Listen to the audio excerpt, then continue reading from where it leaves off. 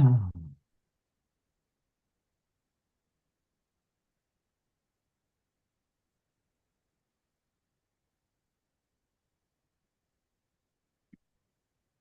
All right, we are live. Welcome, everyone. It's Monday morning. We're working on with the book, The Invocation of Presence, and I'll start sharing my screen.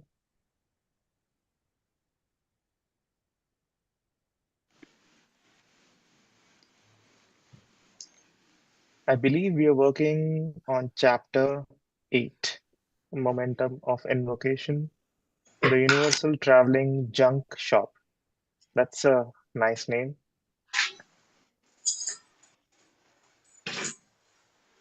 Francés, ¿qué pasó?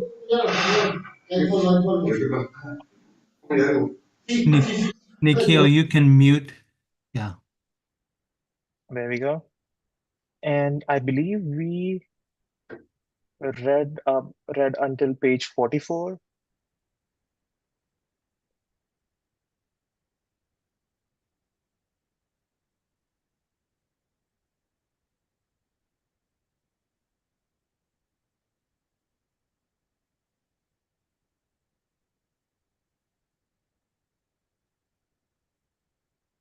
Alpa, do you want to get us started? So, well, what do we got here?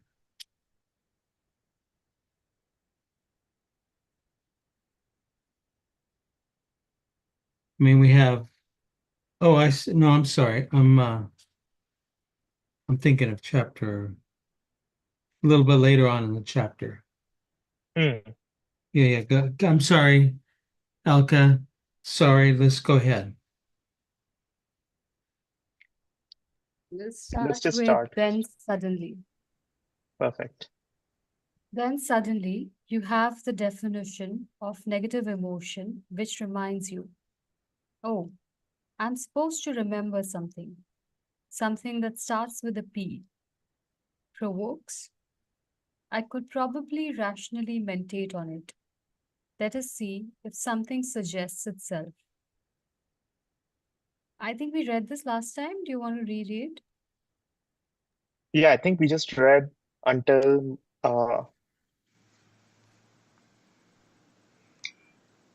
Yes, but read it again. Read it again, please. Okay. yes, let's just read it again. Sorry, I think I just went too far. Okay, there we go. Then suddenly you have the definition of negative emotion, which reminds you, oh, I'm supposed to remember something. Something that starts with a P. Provokes.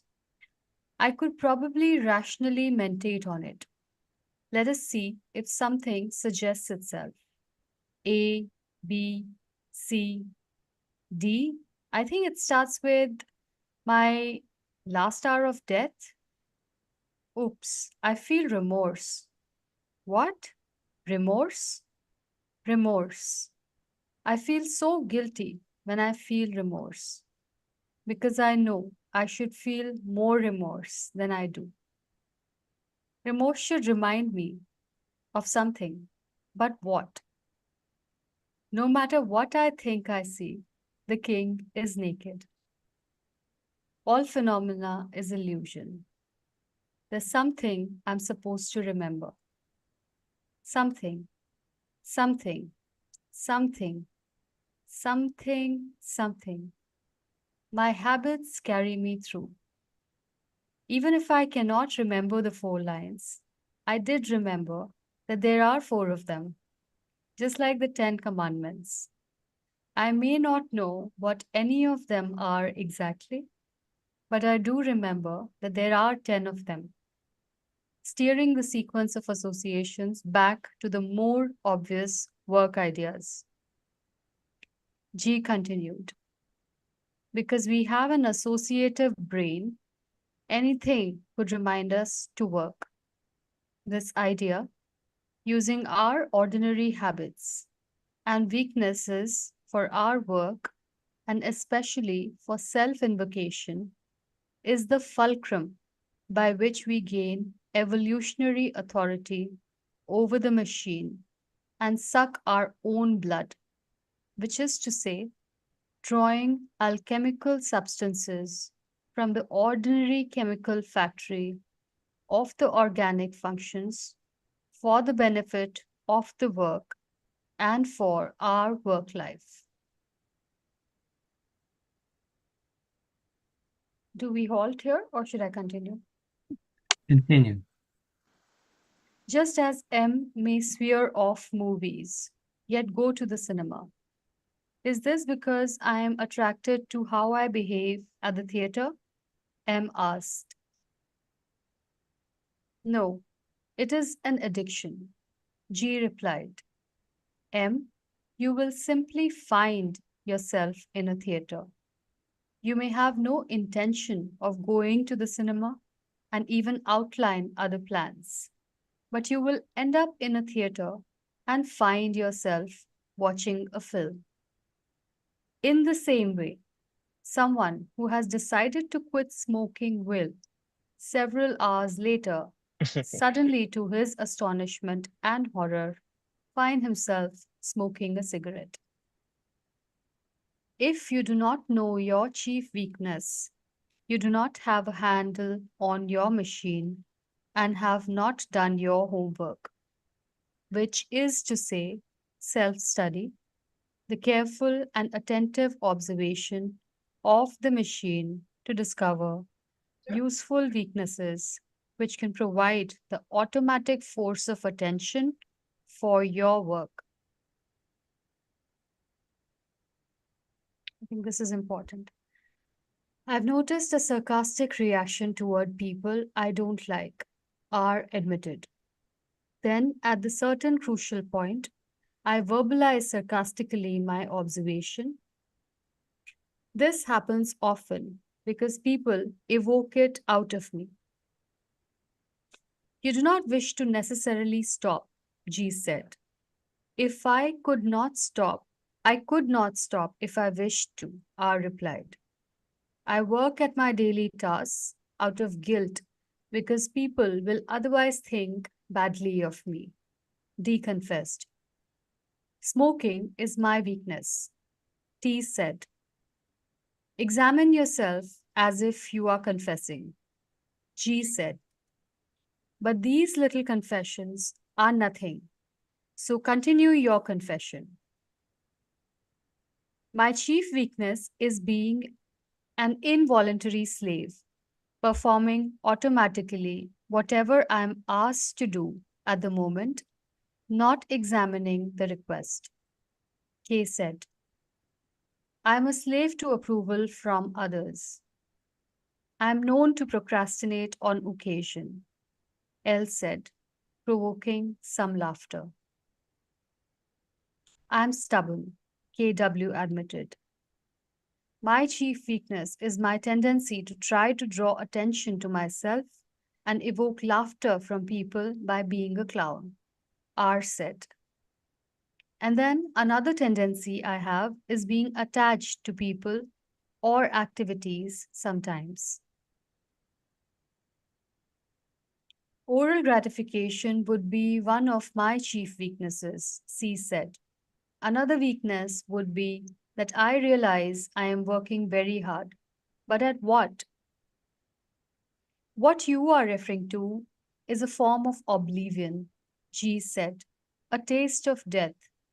It is just like being dead, being totally identified with something. Making people feel guilty is my chief weakness, W said. My chief weakness would be oral gratification as well as sneakiness, P admitted. These confessions will change as your vision of the machine clarifies and you can discover more objectively what your chief weakness is, G said.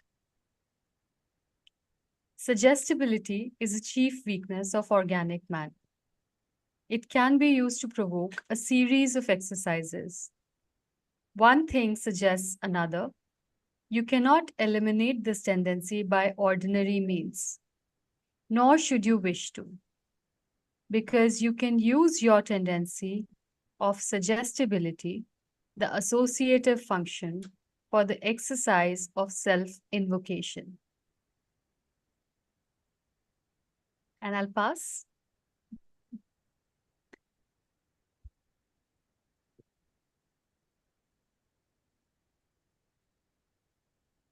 Or should I continue? Up to you, Alka. I don't mind continuing if somebody else doesn't want to read. I can. Just as the present exercise, I invoke my presence into the present, is more effective because the invocation of presence is a magical act. When you say, I am here now, you can understand what you have said, agree to it, realize it, and arrive at its truth, as in a deduction process. The invocation of presence may, for a long time, be imaginary, but someday you may hear thunder. You will discover that you have actually invoked your presence into the present and will ask yourself, what do I do now? And then you must continue in a determined, slightly trembling inner voice, I here invoke my presence into the present.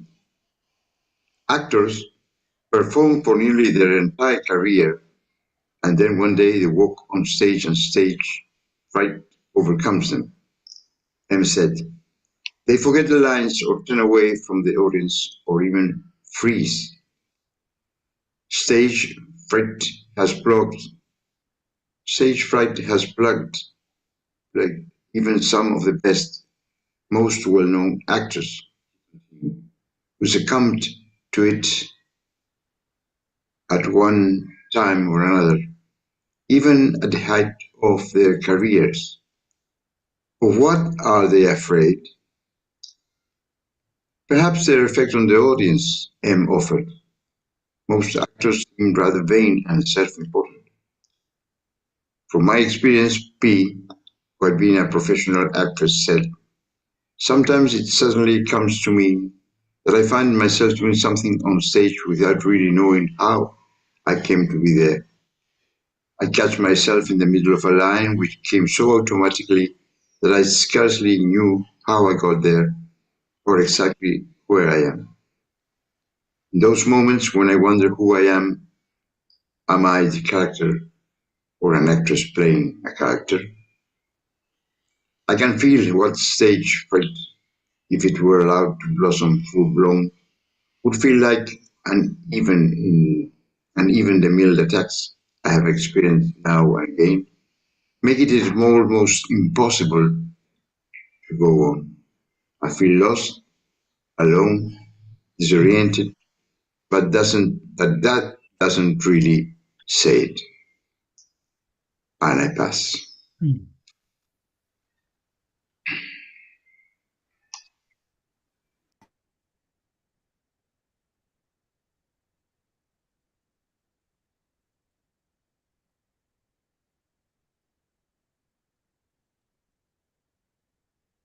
Do you mean to tell us, G chuckled, that stage fright is the result of a mild, accidental invocation of presence?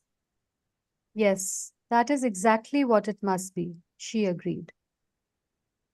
Then we must be prepared if presence catches us in an accidental spotlight on the stage of life, he exclaimed.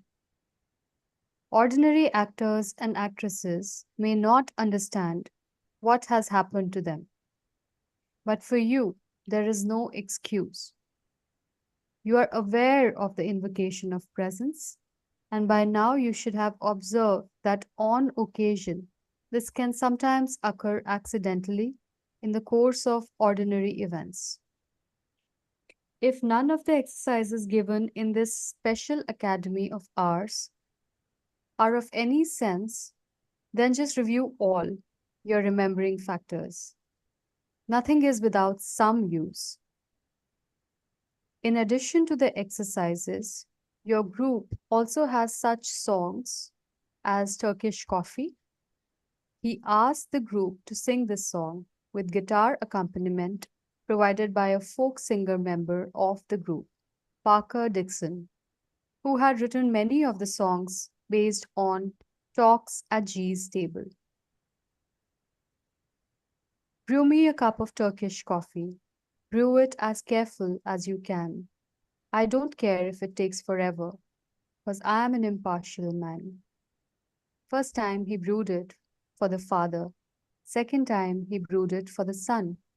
Third time he brewed it for the Holy Ghost. And then it was finally done. I don't know what to do with impartiality, P commented as the song concluded. It just reminds me to invoke presence or to try to. It seems that sometimes even the invocation of presence can become automatic. She added, Yes, that seems to be true for me too, M said, and several members of the group nodded in agreement. How do we remedy mechanicality in our invocations of presence? P asked. Although the question was obviously in an air as several others started to ask the same thing. For mechanicality, the cure comes with time, G replied.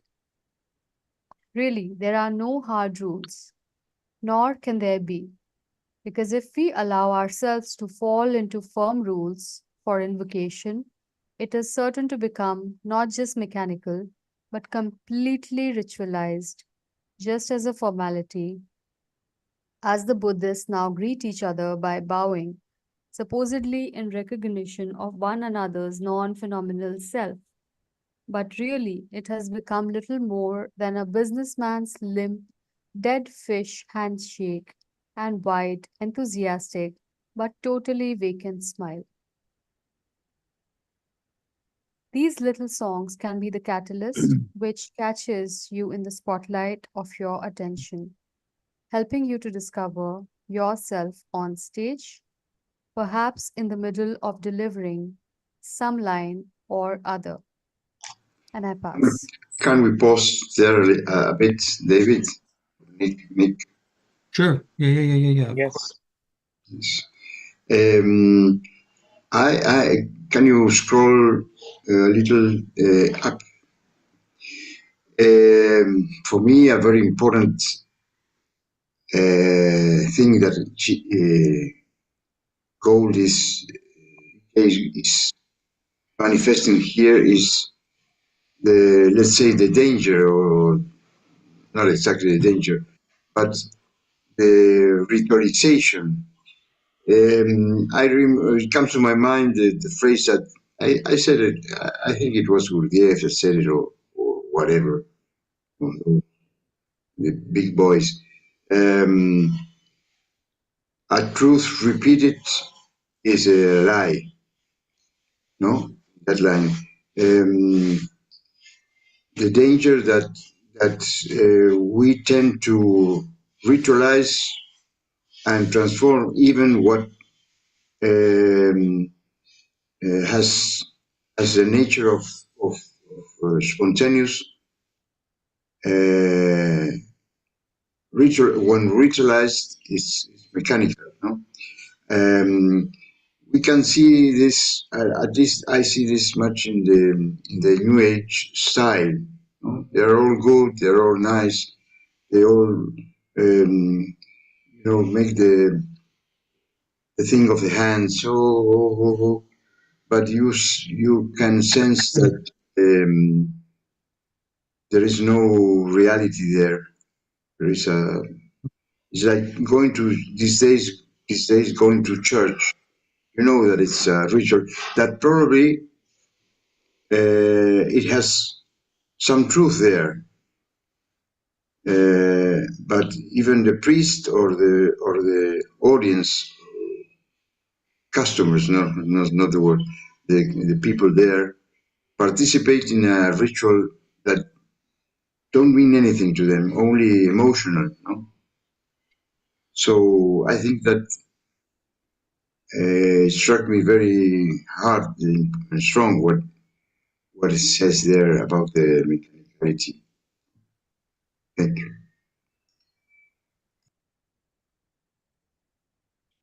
Are you saying that if we allow ourselves to fall into firm rules, it just becomes another form of mechanicality? Well, David, we have all read and studied and acknowledged that Christianity was a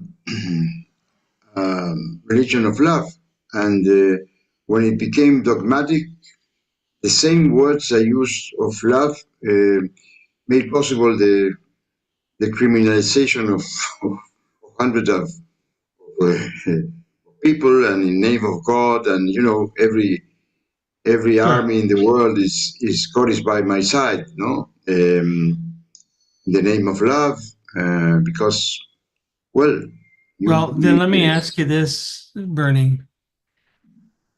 How is it that the classical musicians or dancers, in any culture, they practice the same thing over and over again? Maybe not the exact same thing, but they're constantly working with the same.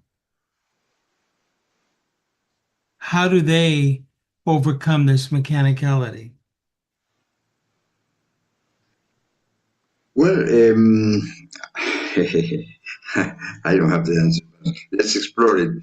Um,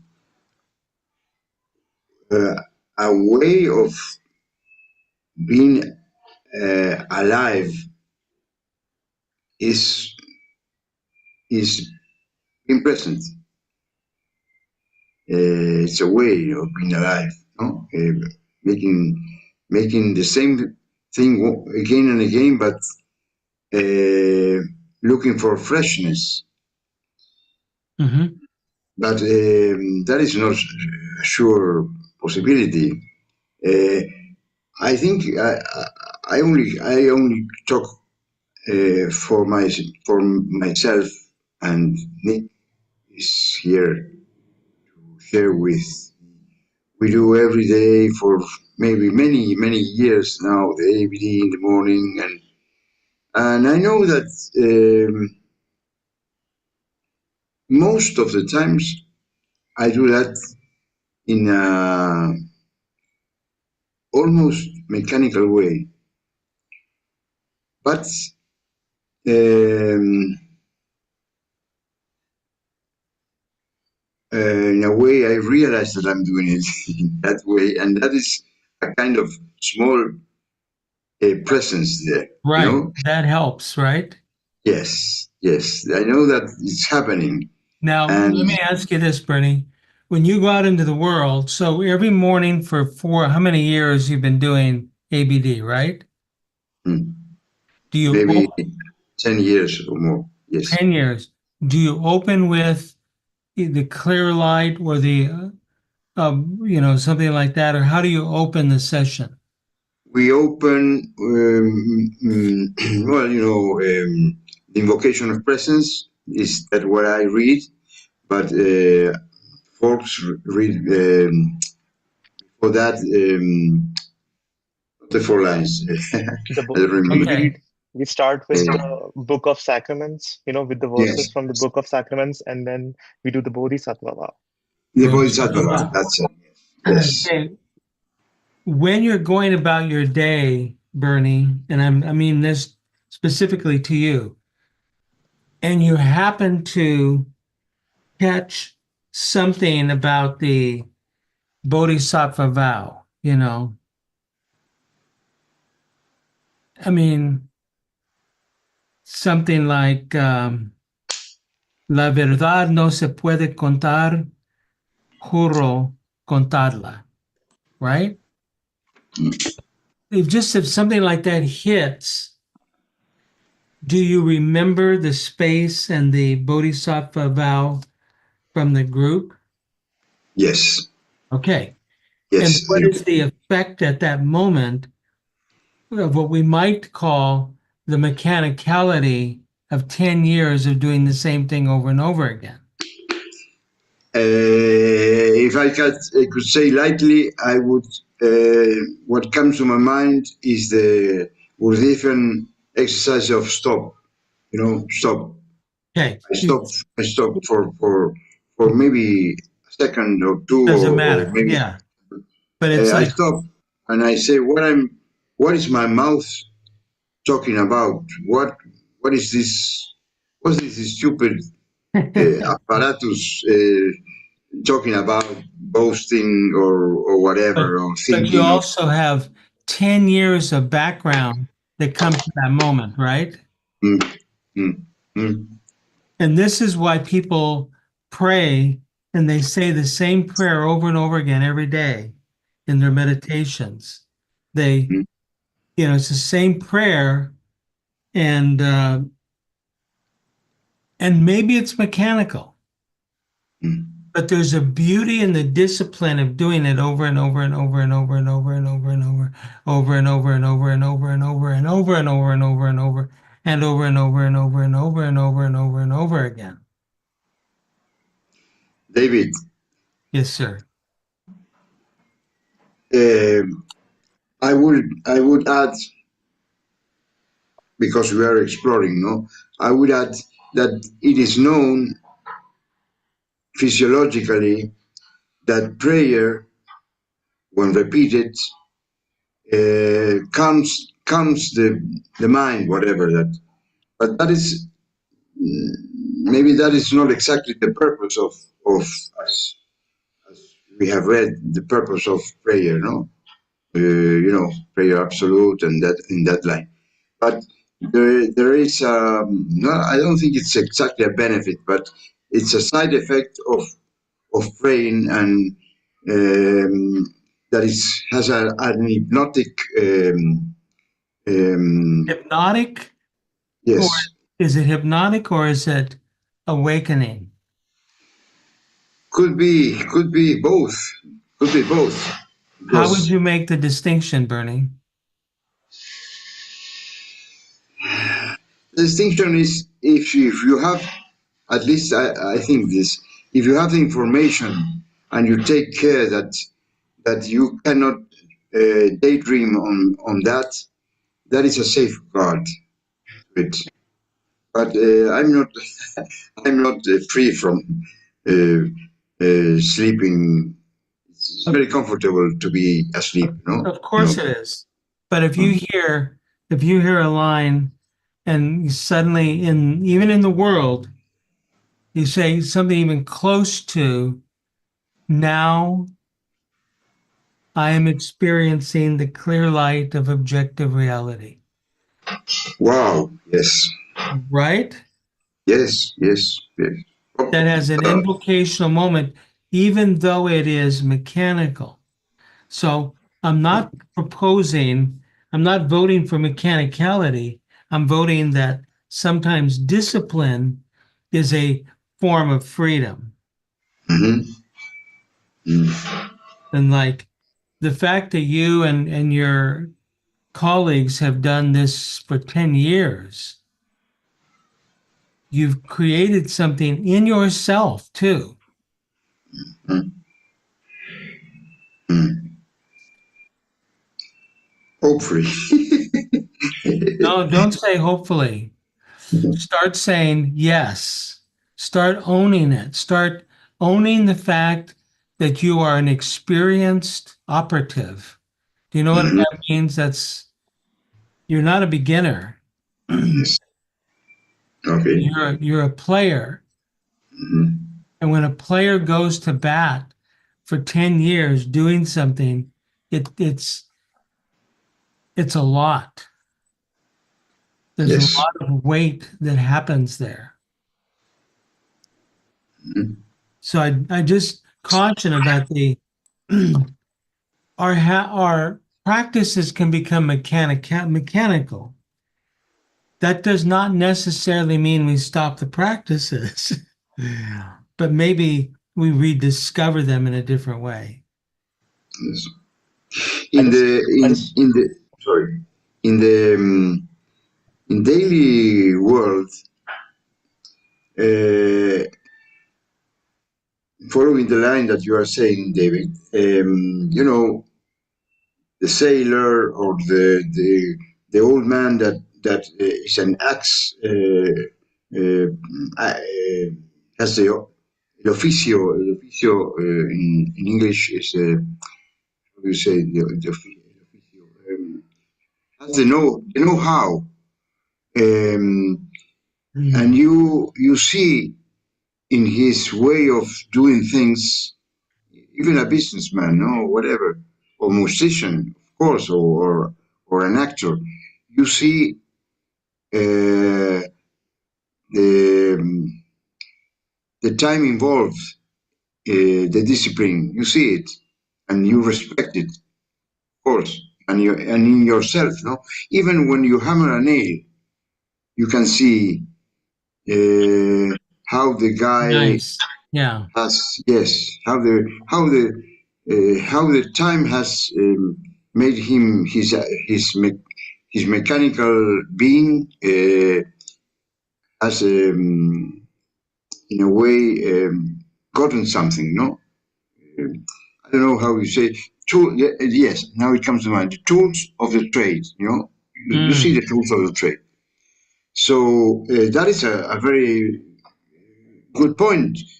Um, we I could reorganize the what what you are saying is you are we can become professional bodhisattvas, no, in a way.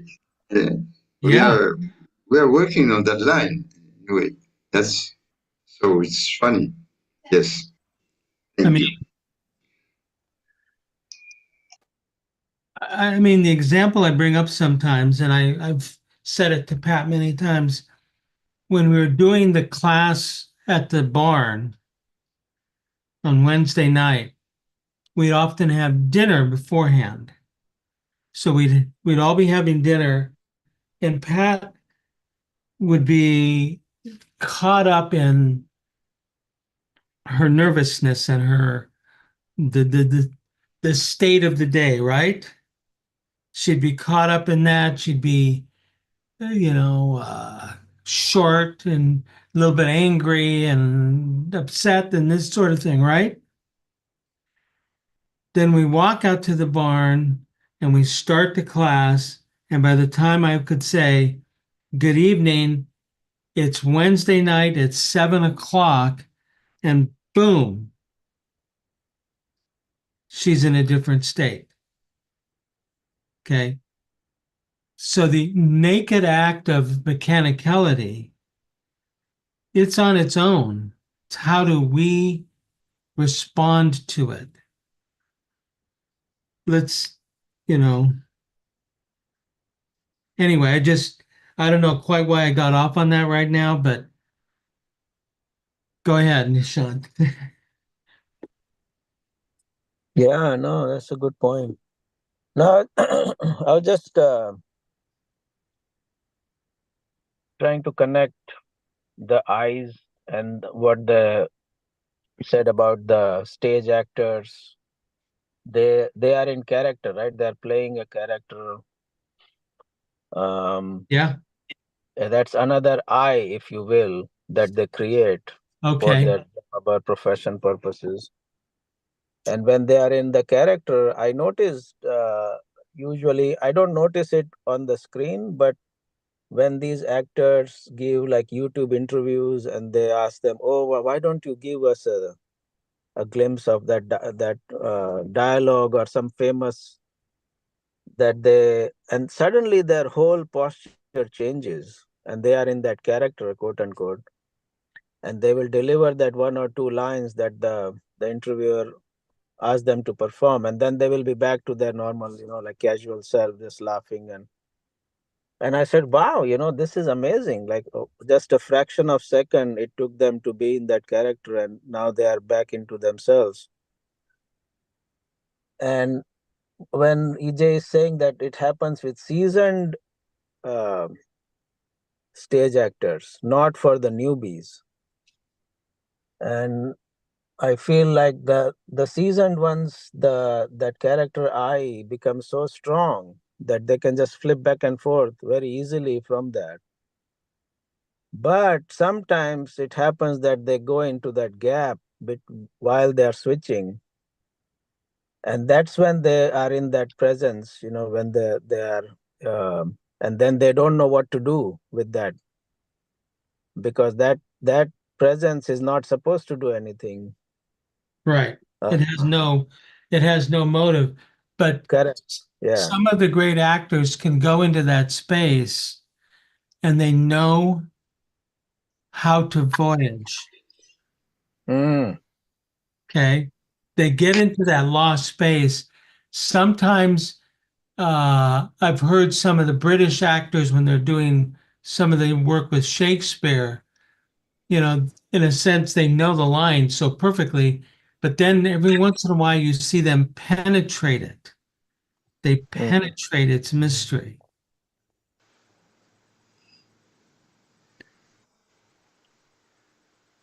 Well, So, you, go ahead. you, you.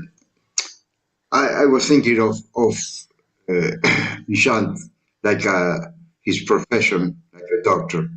He has the tools, his tools of a trade, but he, as any doctor, has to leave aside his person, his daily, maybe daily eye, when he has to become a surgeon in a very tight situation. You have to leave aside and become another actor because you are Mm. there very proficient, Yeah. no?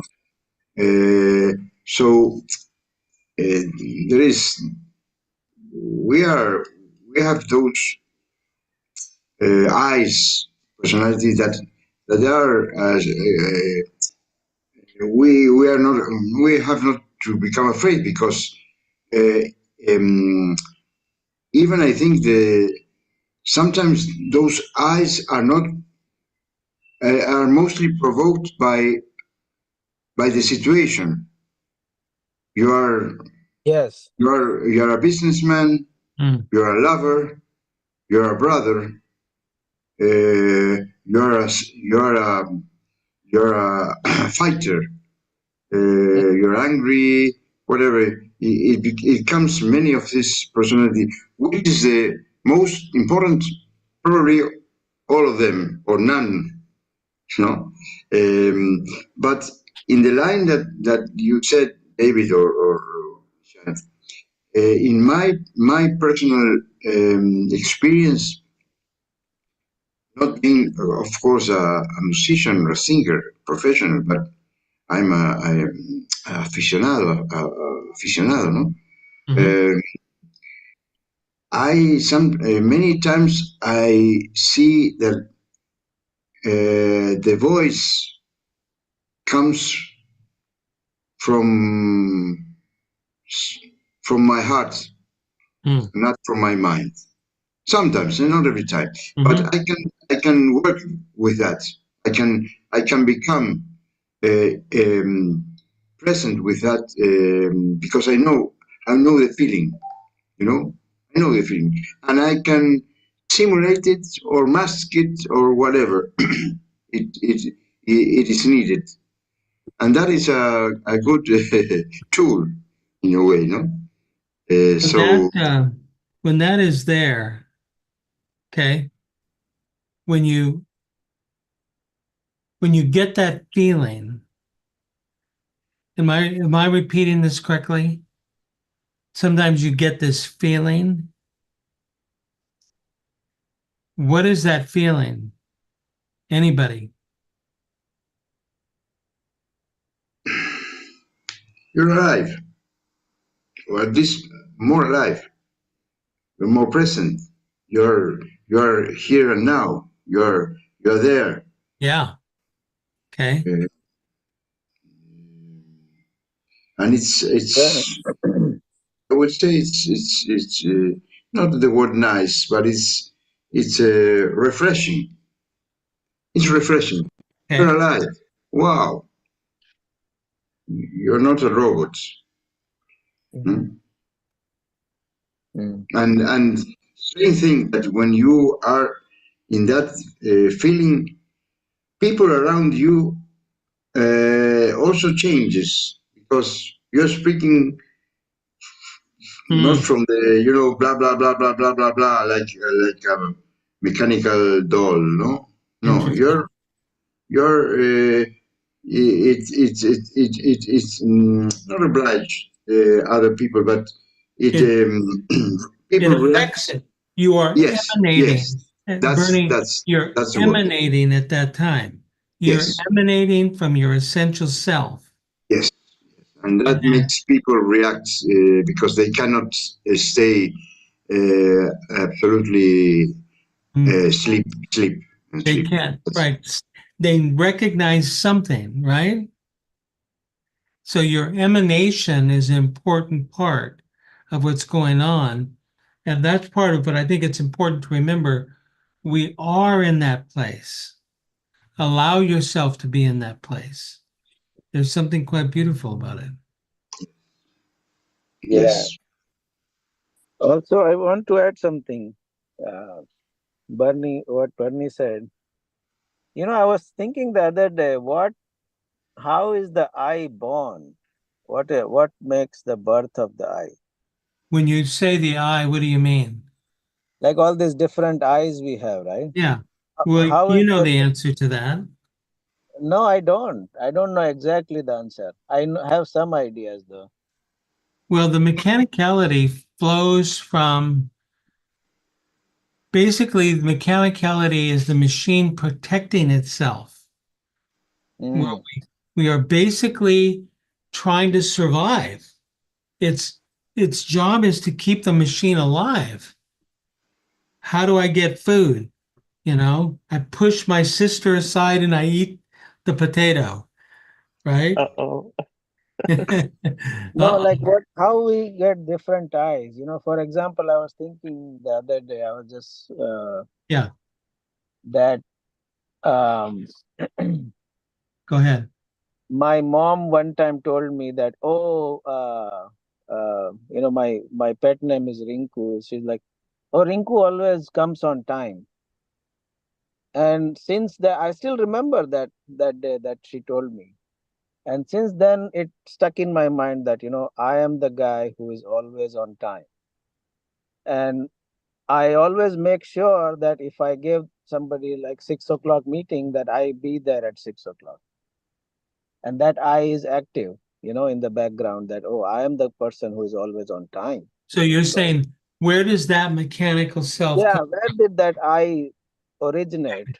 Where it First of said, all, first of all, for me, that question, a why question like that has no power.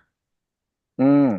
It's No, interesting. not why, how. How do we make these eyes? What is the origin of the How eyes? old are your kids right now, Nishant? 12.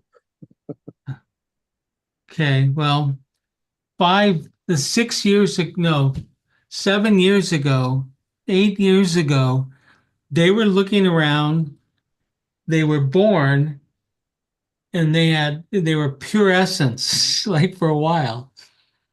Mm-hmm. Then they're looking around, they're figuring out, oh my God, how in the world am I going to survive?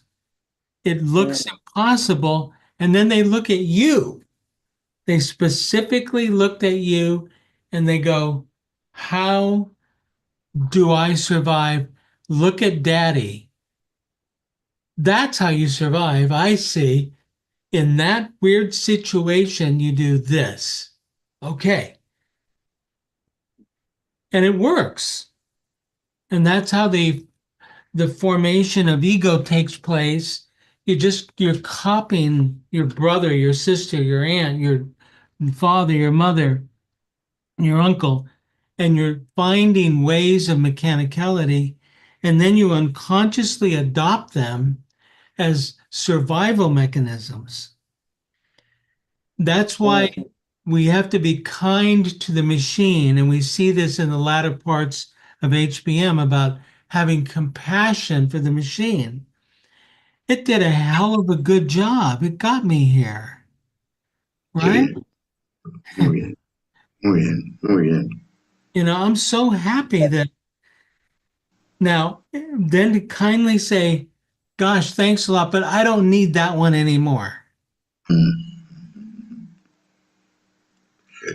But it's still, it's a neurological muscular thing. It's going to keep operating. It's our attachment to it that changes. So if you look at yourself and you look at your mother, you look at your father, older brothers, your uncles, and you look around and you can say, that's where I got that from. My Yeah. father has been dead for I don't know how many years now. Hang on, I'll tell you exactly. He's been dead for 17 years. And there are times I have a bodily stance that I take. I can't describe it to you, but I just know my body gets in a certain way. And it immediately makes me think of him. Mm. Mm. Yeah, no, and I think same goes with those movies and shows that we watch. Sometimes we identify with something that, oh, this is how I am. This is how it's Yeah. supposed to be.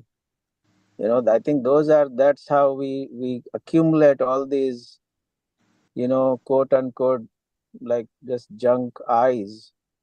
It doesn't have any any significance of itself, but it just attaches onto us. That Because oh, at the moment you think it's useful. yeah, yeah, And you look at right, these right. poor young girls. I don't know how bad it is in India, but in the United States, they're trying to figure out how do I do something. Well, let me copy um, Lady Gaga, Yeah, yeah, exactly. right? Here's my makeup, my clothes, my whatever, how I walk, and they're just trying to be survive. Mm-hmm. And for me, it's like at the heart of the heart of the heart of all of that, it's like they're trying to come to their own realization as well as they can. And sometimes it's Yeah, just not one of that the good. uh, um causes for schizophrenia, There you go. as per Yeah, medical, is what is called behavior, not like opposite of the talks. And the example they gave is, for example, if a father calls a daughter that, oh, come here, I have something nice for you. And then the daughter comes to the father and he slaps her. And she gets confused that, okay, he said it will be nice and he slapped me. Um, and if you grow up in that kind of family or environment, there is high likelihood of getting schizophrenic when you get yeah. older, I would say because so. there is contradictory eyes that are developed in you. That, oh, what is it? I don't know if it is this or that. That you see what I'm saying? Like the pathway is so confused that you cannot. There are two big eyes now, because schizophrenia is like two big personalities, split Got it. They say uh, they call it split personality. split Yeah, personality. Yeah, that they cannot, in their mind they don't know if this is or this one. That, like, they're battling within themselves, that what is, which one it is it this one or that one? Because they called me, they said, I'll give you something nice, and then they slapped me. So Mm. as a kid, that you cannot process that much information. I think that gives you that mixed message. and that kind of trauma gets stored in the muscles, Right.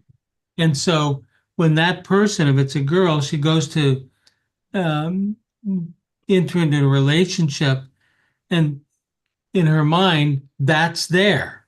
Mm-hmm. It's unconscious, but it's there. She's going, oh my God, if I get this guy saying something nice to me, that means he's Mm-hmm. probably going to hit me at any minute. Okay. Right. Right.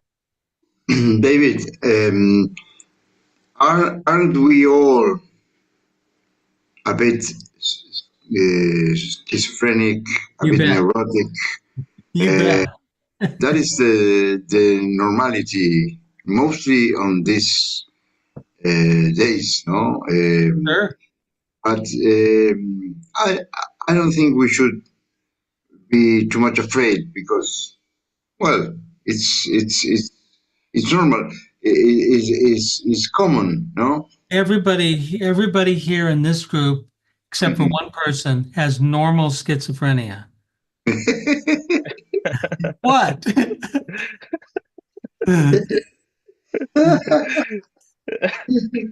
And you know who you are. Funny. I think our schizophrenia is diffuse. Um, and it may be that every eye has is because it's, um, it fluctuates. Yeah. Yes, Do you yes. remember when you were telling us about you walking your dog with the kids and suddenly got angry? Yes, yes, yeah. What the heck was that? Mhm. Yeah, it just Poor dog started. that I loves don't. the poor dog that loves you forever and ever. Yeah. That's an eye that got triggered by God knows what. And what that eye was is some form of survival mechanism that you adopted for some reason way back before memory. Okay. Mm-hmm. Now, your culture, the scary thing that you guys do from your nation, which is profound, is you're saying, and maybe there's karmic shadows from other lives. Mm. Like when you were, murdering all those. Like you could see, like Alka being a soldier, right? With her big sword, just well, she has to pay for that. So Yeah. we don't know about that part either. That's like even other eyes, possibly from other karmic events. That's Stored. my brain is still not quite Yeah. ready to get that one yet. Not to forget also culture, not to forget the biological background, no? Mm. Yeah. We are uh, we are animals with it's not only the upbringing, nature versus nurture, no? You know, it's a Yeah, long story, thank you. but Very important point, Bernie. yes, we are not. We don't come to this world absolutely tabula rasa. You said no, in blank. No, we are animals. We have three brains. We have the well, you know, we have read all we have all read about this, and so go into it.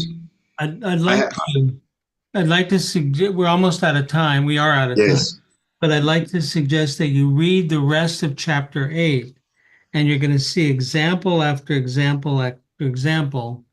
And the invitation is, does this help you see AI that is persistently sweeping you away and out of, your presence? So go ahead and read.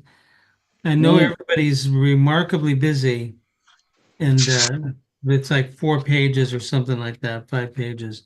But read it, see, because then these are just examples, but they're good examples and they might be very helpful. Mm-hmm. Okay. Here, kitty, kitty, kitty, kitty. Those are actual, that's the actual size of her cats, too.